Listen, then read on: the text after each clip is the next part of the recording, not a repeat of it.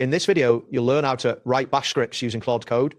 By the end of this tutorial, you will have created a simple script that organizes your text files into a backup folder and executed it using Git bash. To start, you need to install Git for Windows. This installation provides you with Git bash, a command line interface that allows you to run bash commands. Visit the official Git website, download the installer for Windows, and follow the prompts to complete the installation. Once installed, you can access Git bash from your start menu. Next, open Visual Studio Code.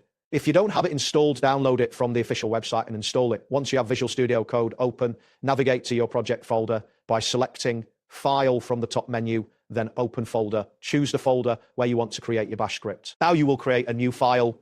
In the Explorer panel on the left side of Visual Studio Code, click the New File icon. Name this file, script.shetch. This file will contain the bash script you are about to write using Claude Code. Inside Visual Studio Code, you will interact with the Claude Code feature. In the Claude panel or chat interface, type the following command. Write a bash script that creates a folder called backup and copies all .txt files into it. Once you submit this command, Claude will generate a script similar to the following: #bin/bash macat backup cp backup / and echo backup complete.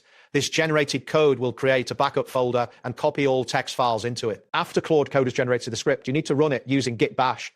First, navigate back to your project folder where script.sh is located. Right-click inside the folder and select Git bash here from the context menu.